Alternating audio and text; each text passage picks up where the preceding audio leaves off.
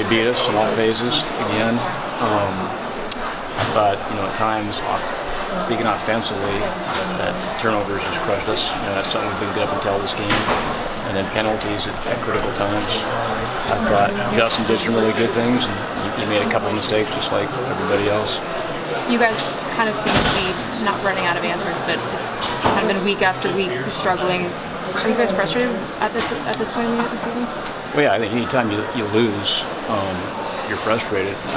I haven't been frustrated with our preparation. That's the one thing I'm real proud of these guys is they control what they can control and they try to get better every day.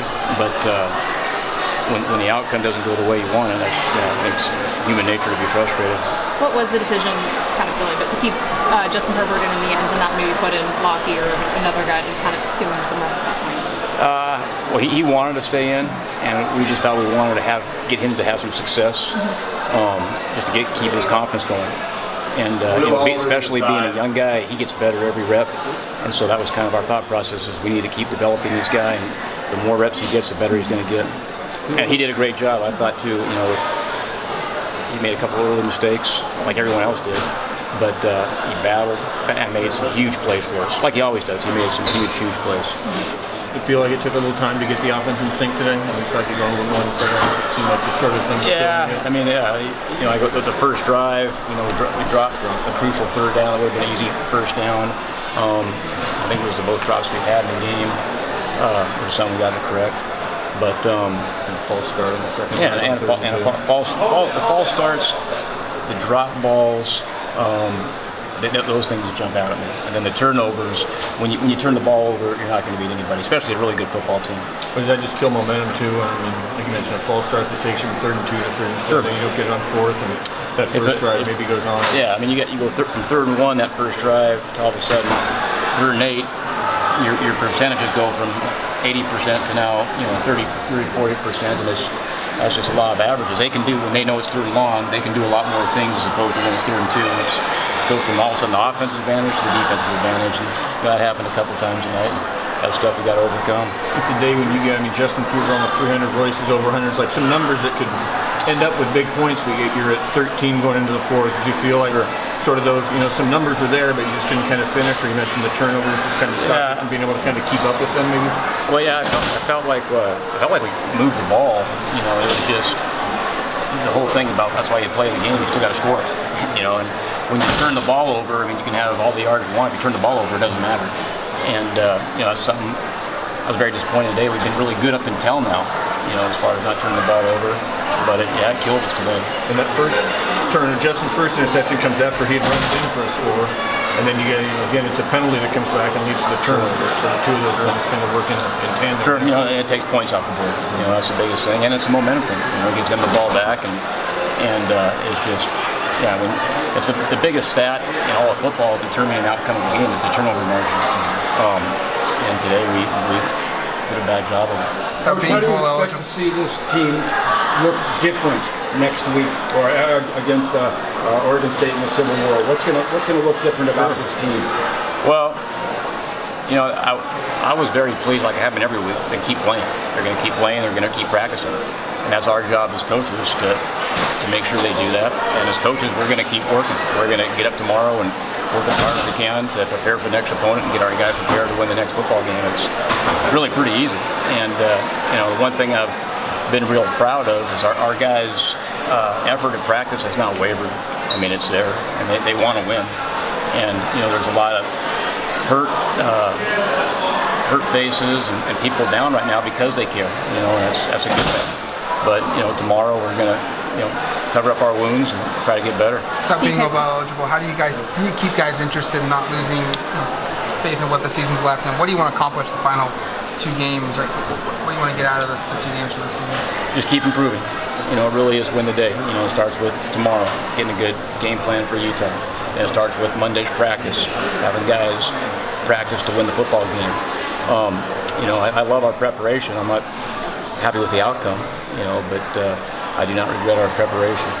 Because it doesn't look like a bowl is likely for you guys, what sort of goals do you set for your team? Is it just kind of win both games, or is it more just progressing? Well, I think if you're a competitor, you always want to try to win, and so that's and regardless of what your record is. And really all you can control is the future. You can learn from the past, but all you can really work towards the future, and that's trying to win. We're trying to win on Monday, get better, and then whoever we play Saturday, which is Utah, and then the following week. And so that's never changed. Sometimes I think people put more into that than it is. We want guys, hey, no matter what the situation is, you want to win. And I think we got a lot of those guys. Bright spot looked like Royce Freeman was back to the old Royce today. He ran hard. Yeah, that jumped out at me.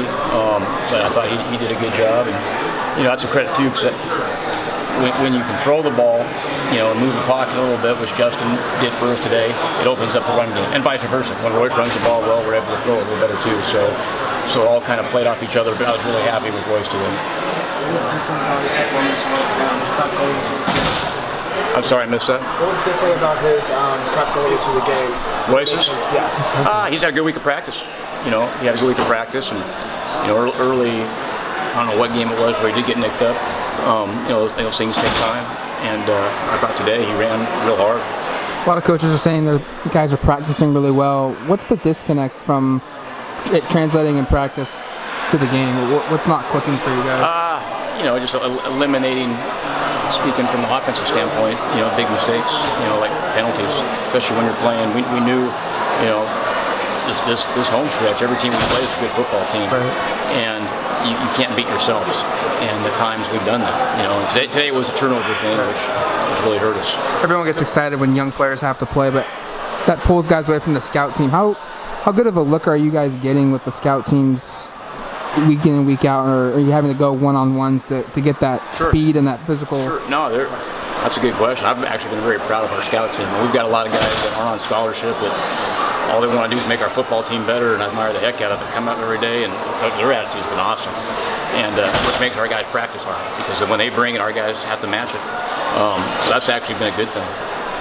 Coach, do you see anything out of Joey Alfieri that stood out on film, or just a couple of him making an example of him making a couple of really good plays on his interceptions? Sure. Yeah, he's a great football player. He's very instinctive. He's got a knack for pass rushing, and shoot today where he didn't coverage. Those plays he made were big time plays, and I think he's one of the better players in the conference. Late in the second quarter, there's a chance to, like last half a minute in the second quarter, there's a chance to maybe make a play for a kick. Hubbard said there was a miscommunication on where the ball was going to be spotted or whatnot, and that led to going for the kick instead of trying for the end zone. Well, yeah. Can you explain? Yeah, sure. We had 10 seconds, and so we technically could have maybe got the ball out of bounds or taken a shot at the end zone, got a little bit closer. The problem with that is if you take a sack, you're done. And so we figured we wanted to put points on the board and get some momentum going, and we missed the kick, didn't we? Yeah. Okay. It didn't work out right. But anyway, that was our thought process, is that, and we knew they were going to drop 8 because they did the play before, which makes it hard, hard to throw a pass, and so we didn't want to have a bad play, whether it was an interception or the clock ran out. And we figured, hey, let's kick a field goal. We got some momentum going in, and missed the field goal. Mark